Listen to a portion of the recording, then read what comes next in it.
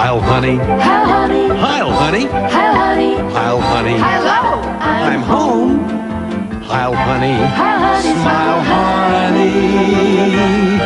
Because I'm home. Gee, it's great to be Top Gun, but it's nothing like the fun that I get when I say Heil, honey, I am home. Heil, honey. Heil, honey. Smile, honey. Gee, it's great to be back. Heil, honey, I'm home. Bye. Good gravy. A small bunch of objects are flying of their own accord in E-Wing. And apparently more objects are heading this way. Goodbye. It's summertime and isn't it great? It's summertime when everything's great. 'Cause I'm free to be just what I wanna be. 'Cause I'm free to be just what I wanna be. In the summertime,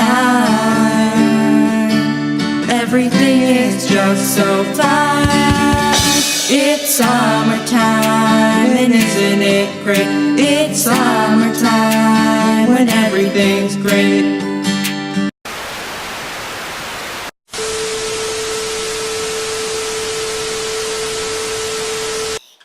Hello and welcome to GEEKisH. I'm your host Michael Matthews, and sitting next to me is a man who catches and trains Pokemon in his spare time. It's Damien Jackson. Thanks, Welcome Michael. back to the show. Back for the fourth time in a row now. The fourth, yes. Let's move on to this week's GEEKisH Survey. Are you ready, I am ready for the survey this week? for the fourth one in a row, yes. Fourth one, yeah. Okay, question 1. Favorite Doctor Who villain / monster? Oh, favorite villain. Now, of course, like Daleks are the main villain, but I actually like the silence. you like the They were silence. creepy, the whole, you forget them when you turn around, and Yeah. you forget, and then they're having to write the numbers to count them and still not remembering out. That freaked me out. That was awesome. Yeah, I actually really liked them. they're up my... And then the story behind them, they get revealed later on, after it's already been, like, parts would have been known earlier, then they reveal it later. It was amazing. Yeah. It was awesome. I loved it. The silence? Silence. Alright, I'll put that down in your computer. Cool. Question 2. Favorite DC character? Favorite DC character, Green Arrow. Green Arrow? Green Arrow. Over Batman? Over Batman, yeah. I'm a huge fan of Green Arrow. A huge fan of archery, so Green Arrow is naturally one of my favorites. Okay. Put that in. Okay. Question 3. This one's a tough one. Tough one. If you could own any comic book from the past, which comic book do you choose? Any comic book. I would have to go for the very first issue that the X-Men appeared in. The original, when the X-Men first had their launch. Because I'm a huge X-Men fan. It is one of my Marvel addictions. It's what got me into Marvel. So I'd definitely go for the first issue of X-Men. Yeah. Okay, put that down. Alright. Let's add up your score.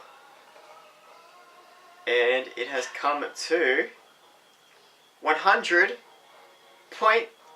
I broke the system. Congratulations. I broke the system, finally! I don't even care about that .2 anymore, I broke it. Alright, let's get into this week's GEEKisH news. A few shows have been renewed this week. Let's start with It's Always Sunny in Philadelphia, which has been renewed for 2 more seasons. So seasons 11 and 12. Wow. Yeah. I honestly didn't think it last that long.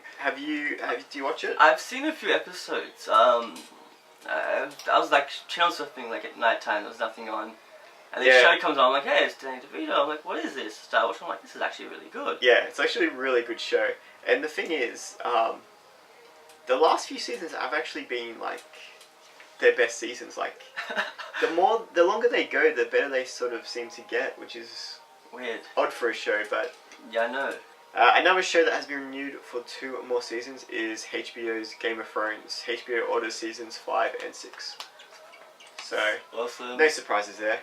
It looks like they will be making a Battlestar Galactica movie, which will have nothing to do with the recent TV show. So you What? for or against this idea? I'm a big fan of Battlestar. Yeah. You watched the TV series? I own all of them on DVD, on Blu-ray. Yeah, I think this is a mistake. I think if they're going to do this, just continue on from the TV show. There's no point doing a spin-off because then you've got to draw these people back into a movie that's not related to what they like.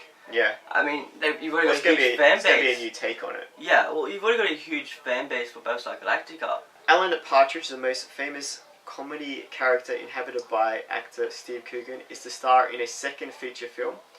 Following the success of last year's Alan Partridge movie, Coogan will also be doing a second series of Mid-Morning Matters as Alan Partridge on Sky. If you have never seen Alan Partridge, go back and watch Knowing Me, Knowing You with Alan Partridge. It only has one season, but it is one of the funniest UK's shows of all time. I've never seen Alan Partridge. I know of him. Yes. I got heaps of videos of Alan Partridge. Yeah, like Steve Coogan is a genius, and he's like great at like all his projects that he does. But as Alan Partridge, he's just it's just crazy how good he is. In other news, David Letterman announced his retirement from The Late Show. Letterman will be leaving the show sometime next year, so we have at least one more year with Letterman doing what he does best. Let's have a look at the moment he announced his retirement. Earlier today, the man who owns this network, Leslie Moonves, he and I have had a relationship for years and years and years. And we've had this conversation in the past, and we agreed that we would work together on this circumstance and the timing of this circumstance. And I phoned him just before the program, and I said, Leslie, it's been great. You've been great. The network has been great, but I'm retiring. This is really? Yep. This is true. This is, you actually did this? Yes, I did. Wow. Well, do I have a minute to call my accountant? Because So it's, I just want to reiterate my thanks and for the support from the network, all of the people who have worked here, all of the people in the theater, all the people on the staff, everybody at home. Thank you very much. And what this means now is that Paul and I can be married.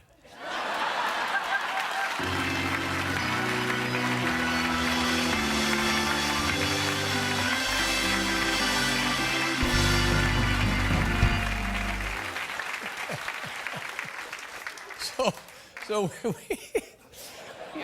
we don't have the timing of this precisely down. It will be, I think, at least a year or so, but sometime in the not too distant future, 2015, for the love of God. Yeah, in fact, Paul and I will be wrapping things up and taking a hike. Yeah, so that's some sad news there. It is. I didn't expect it. I just felt that Letterman was going to be around forever. It's an eternal program. Yeah. And then he was just going to die like one day, and that was going to be I actually had this notion that he would die on camera while recording the Late Show. Well, I didn't go that far, but it's Letterman. I never thought he would ever consider retirement. Like, this was like, he loved doing it. He loved the audience, the fans. He loved the show, and that's why I loved him. He loved what he did. 30 years. Yeah. It's wow. It's so it's big news. Yeah. So it's sort of sad to see him go. It's the end of an era. Sort of, yeah.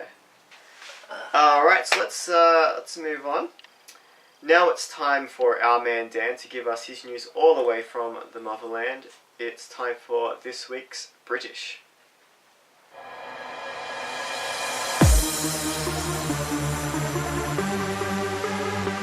Hi Mike and Geeks, it's Dan reporting to you from London with the latest entertainment news here in Britain and Europe.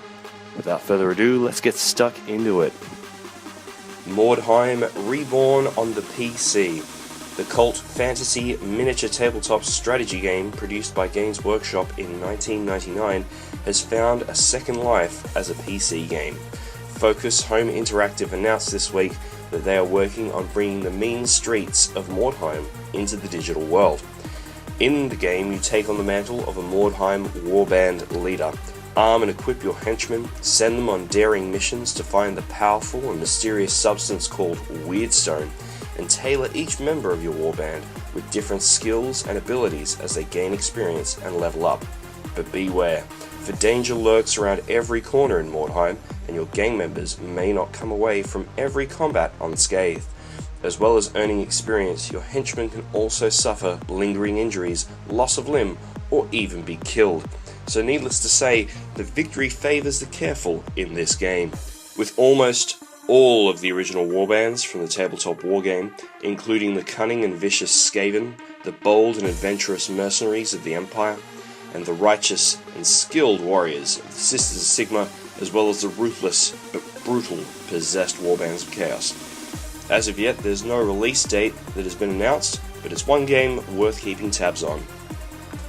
Damien Lewis goes traitor. UK star of Homeland and Band of Brothers, Damien Lewis has signed on to the big screen adaptation of the Jean Le Carre novel Our Kind of Traitor. Lewis is set to play a member of British intelligence in this spy thriller about a couple who find themselves lured into a Russian oligarch's plan to defect. The film also stars Ewan McGregor and Stellan Skarsgård, and directed by Susanna White, who you may know from her work with HBO's Boardwalk Empire and Generation Kill. Lewis is also tipped to play Henry VIII in the new TV adaptation of Hilary Mantel's best-selling novels, and has been cast opposite Nicole Kidman in Queen of the Desert, a film about the life of archaeologist, writer and explorer Gertrude Bell. Kebbell's career set for doom. British actor Toby Kebbell, who you may remember from his roles in Prince of Persia, Rock and Roller and Wrath of the Titans, is said to be in talks for the role of Doctor Doom in the 2015 reboot of Marvel's Fantastic Four. Variety reported this week that the role has been hotly contested by a number of stars, including Jack Huston and Domhnall Gleeson. If the deal can be reached between Kebbell and the production executives, he will join the Fantastic Four's already stellar cast, which includes Miles Teller, Kate Mara, Michael B. Jordan, and Jamie Bell. Now, production is set to kick off in the next couple of months and is slated for a June 2015 release. A second installment has been announced and is due for release in the summer of 2017. Well, that's all I've got for you for this episode of GEEKisH. We'll catch you next time. Back to you, Mike.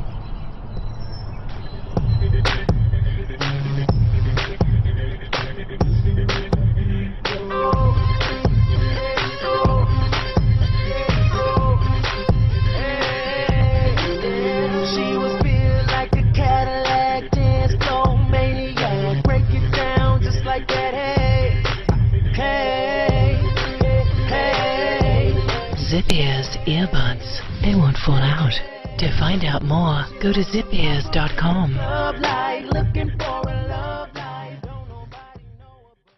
Welcome back. You are watching GEEKisH, and now it's time for Wibbly Wobbly Timey Wimey and Picture of the Week.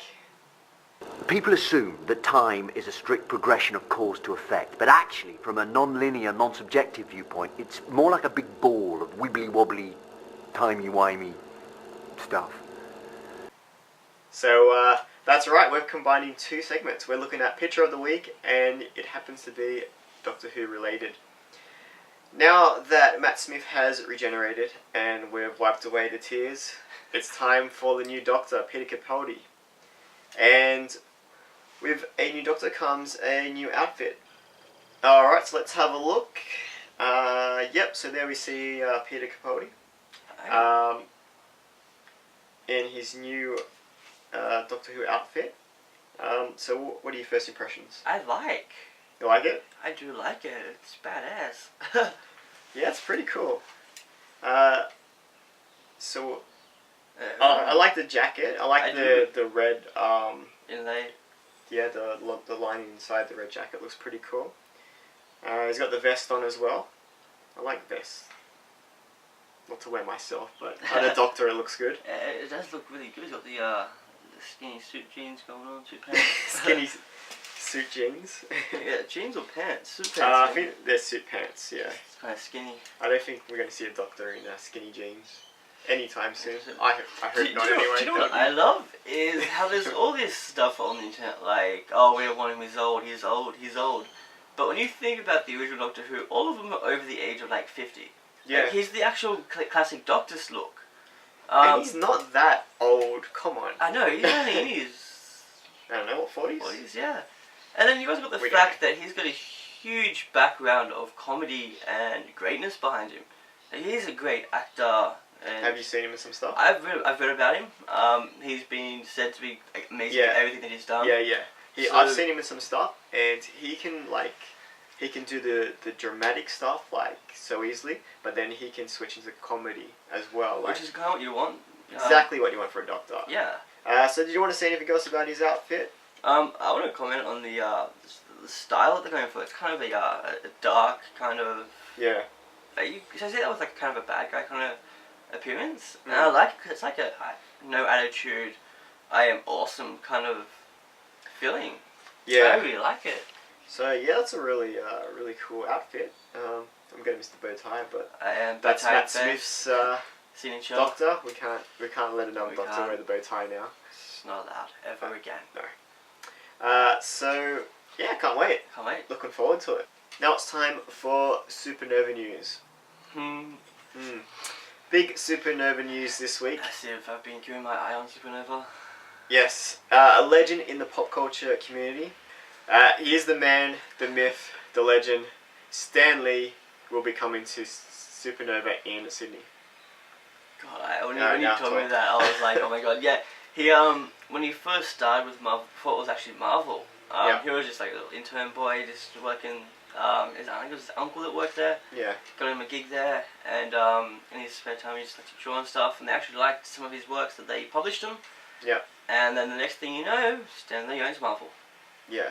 So he's like the biggest name out of Marvel. He is. When you think Marvel, you think Stan Lee. Yeah. Like no matter who it is, the first thing that comes to your head is Stan Lee. It's like it goes without saying. I also love that he does all these little cameos in the Marvel studio movies. Did you like his cameo in Captain America? I did. That was pretty funny. That was awesome. That's why I love him, because he wants to be a part of it. So he's like, put me in it. Let me be part of it. Let me have my trademark on this. It's actually going to be sad when he does pass away. It will be a huge hole. It's going to be pretty sad, but he's going to live until he's 100. So this is going to be Stan Lee's farewell tour to Australia.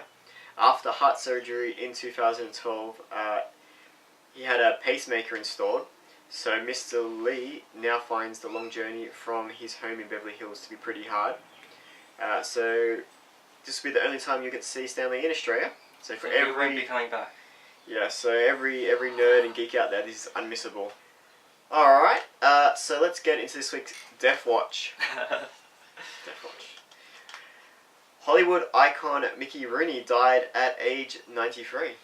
Wow. Do you know who Mickey Rooney is? I don't. I've heard his name, but I don't know much about him though. Okay, let me tell you about him. Actor Mickey Rooney, who became Hollywood's biggest movie star while still a teenager in the 1930s, has died. He first appeared on stage at 17 months and went on to span almost his entire life in show business.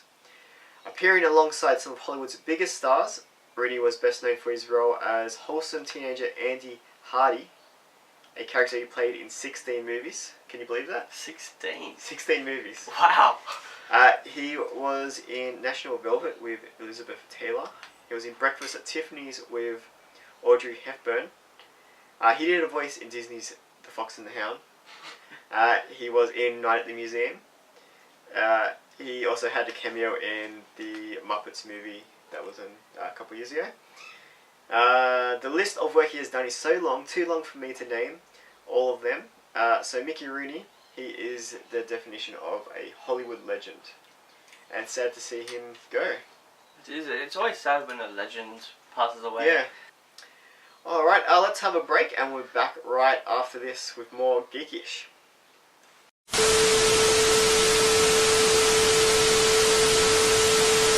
Feeling overwhelmed? Feeling stressed and burdened? Is it because everyone you know is having kids? Are you beginning to feel pressure from others to have children of your own? Do you find you are not yet ready to obliterate any chance you have left to enjoy life to its fullest? Then try not having kids. Not having kids is a new alternative to having kids that may help you achieve personal happiness and alleviate daily stress, eliminating the ultimate crushing of your dreams and aspirations. More and more people have turned to not having kids as a successful way of maintaining healthier levels of a thriving spirit and a fulfilling life. But not having kids is not for everyone. Side effects of not having kids may include destruction of family lineage, eerily quiet studio apartment, holiday season loneliness, thoughts of suicide, midlife regret, latter life regret, deathbed regret, difficulty finding a spouse who won't change their mind about not having kids, friends and family questioning your sexual orientation, religious friends and family questioning your ultimate worth and purpose on this earth, general bitterness, including not throwing baseballs back when they land on your side of the fence, crying during a commercial that plays Cats in the Cradle, and having very little to talk about with your procreating friends after age 30. Please tell your doctor if you already have kids before you try not having kids, as this may result in being a neglectful asshole. Ask your doctor today if not having kids is right for you. And if that doesn't work, try having a dog. Welcome back to GEEKisH. And now it's time for the graveyard. Ooh. Yes, it's that time when we say goodbye to another beloved show. This week in the graveyard, a show that I liked and I watched will be ending after only one season, unfortunately. It is Once Upon a Time in Wonderland, which was a spin-off series from Once Upon a Time. Yeah, so we'll say goodbye to that. It had a few problems compared to the original series. The story was a little bit, I don't know, a little bit slower maybe, especially at the start. But this show did have a lot of cool characters as well, because you had like the Red Queen, you had the Genie, Knave of Hearts, and you had Jafar as well. Oh. It was a mix of Aladdin and Alice in Wonderland. Yeah. So you had some pretty cool characters in there. So yeah, we say goodbye to Once Upon a Time in Wonderland.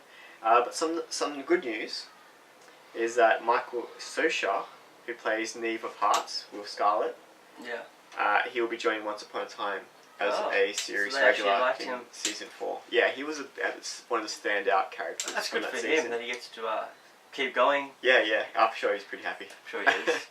That was the graveyard. Let's move on to what's at the movies. Coming out from the 17th of April 2014. There are a couple of smaller movies coming out this week, but the big one that I'm excited about is The Amazing Spider-Man 2, Rise of Electro. The first movie was a pretty good reboot for the Spider-Man series. This movie looks awesome. There's a lot of bad guys in this movie. Hopefully it's not too overwhelming with so many bad guys, as some superhero movies from the past that have shown that more bad guys does not mean a good movie. Especially Sam Raimi's Spider-Man 3. Yeah. It kind of fell flat on its face with the 3 bad guys. That was a lot, yeah. But there's 3 bad guys in this one. Yeah. So well, Avengers proved that 5 heroes could work, so... Yeah. Hopefully they've learned from the mistakes of others and found a way to make it work. Yeah. Yeah, we'll see. I think it looks pretty good. I think it's going to be a good movie. It does look awesome. So that is my pick of the week. Yes, I'll definitely be seeing that. I get my seal of approval. And a couple of movies came out last week. Another one of those teen book turned movies came out last week. Divergent. Divergent, yes, that looks actually really good. Well, once again, it's a story about an average girl who turns out to be above average. If you're a teenage girl with self-esteem issues, then this one's for you. Definitely seeing it. Definitely seeing it. Yeah, you're a teenage girl with self-esteem issues. Yes, I am. I've definitely seen that movie. Also coming out last week was Muppets Most Wanted. This looks pretty good. It stars Ricky Gervais, Tina Fey, and a lineup of celebrity cameos, including Danny Trejo. So this movie looks like a lot of fun. Looks like I do want to see good it. For everyone. I love Muppets. Yeah. They're awesome. You can't go wrong with Muppets. I know, how could you go wrong with Muppets? Get your markers out because it's time for this week's GEEKisH Calendar. That's right. And coming up on the 23rd of April, it's Doctor Who Silence Day. On April 23rd, the day that the Impossible Astronaut first aired, you must draw tally marks on your arms, face and hands. No matter where you are in the world, all Whovians must do this. So this is going to be fun. Will you be partaking? I'm be partaking indeed. I will be too. Yes. Where will you be on the 23rd? Do you know yet? I do not know. I'll probably be at work. You'll probably be at work? I may have to wait till I finish work before I can do it. No, you got to do it at work. I'm pretty sure that might jeopardize my position at work as a casual. As a Doctor Who fan, you've got to do some tally marks. But unless I can guarantee the Doctor coming and taking me away as a companion when I get fired, I can't leave my job. Yeah. That's the dilemma. Well, I can do it on my arms and stuff, and just be like, oh, I accidentally drew on myself. Yeah, maybe just do a tally mark on your arm. Put on some tallies at my arm, and just be like, if someone does notice it, hey, it might work out for me. Yeah. Being a fellow Doctor Who fan. Exactly. So I'm looking forward to it. Hopefully, I'm not working. I'm going to go out into the community and be a strange Who fan. Yes. As I am. So that's about the end of the show. Alright, well I have been Michael Matthews and that was Damien Jackson, and remember, it's okay to be a little bit geekish.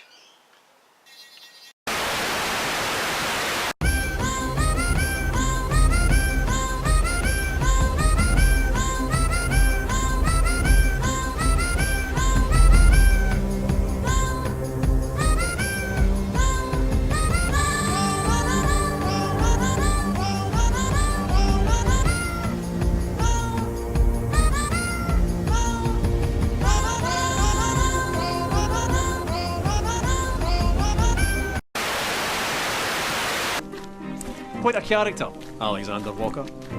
Master of the blender's art. Ambitious, uncompromising, Mr. Walker. It was John's grandsons, George and Alexander II's turn to join him on his journey. They led the brand into the 20th century. By 1909, they had developed the iconic red label and black label, and persuaded Tom Brown, the best young illustrator of the day, to sketch a striding man in a napkin during a business lunch. In the stroke of a pen, the Victorian grocer was transformed into an Edwardian dandy. By 1920, Johnny's walk had taken him through 120 countries, and he continued walking through the brand's advertising over the next 50 years, into the fabric of global culture, deep into the dark hearts of several wars, to the pleasure palaces of the aristocracy, immortalised by screen legends, celebrated by filmmakers, singers, songwriters, novelists, shoulder to shoulder with the great sportsmen of the age. It's summertime and isn't it great? It's summertime when everything's great. Barbecues in the backyard, trees are over me, nothing is hard. It's my favorite time of year. It's summertime and isn't it great? It's summertime when everything's great.